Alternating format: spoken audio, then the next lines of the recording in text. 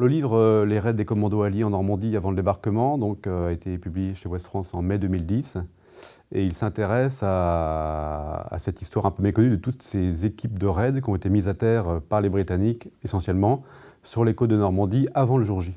Elle commence avec les premiers raids sur les îles anglo-normandes durant l'été 40, donc en juillet 40, et elle se termine par les dernières opérations de reconnaissance sur les côtes de Normandie, donc sur les plages d'Omaha Beach, en janvier 1944.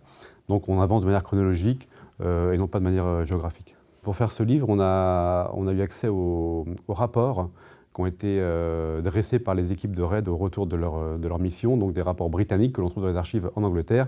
Et donc, heure par heure, minute par minute, on a tout le déroulement de l'opération, mais aussi on a tous les rapports préparatoires, on a les photographies aériennes. Donc on s'est servi de ces matériaux pour décortiquer un peu chaque opération. Alors la Boulette, c'est le raid de juillet 1940 sur Guernesey, c'est un des tout premiers raids britanniques et là on sent quand même la part de l'amateurisme dans la préparation du raid et donc c'est un échec total, très peu de renseignements sont rapportés en Angleterre.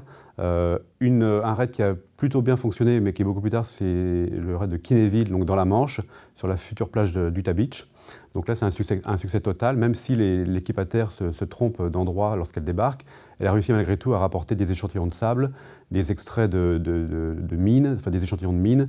Et les 9 hommes qui sont mis à terre sont vraiment félicités à leur retour, puisque c'est une mission importante qui réussit et qui va surtout être être prise en compte parce qu'elle se situe sur une plage future du jour J, donc qui sera utilisée par les Américains. Ces raids ont été des sacrifices un peu inutiles quand même. Sur la vingtaine de raids qui a eu lieu, beaucoup d'hommes ont été mis en danger, certains ont perdu la vie, notamment des Français, pour très peu de renseignements au final qui a été ramené et qui a été utilisé à bon escient.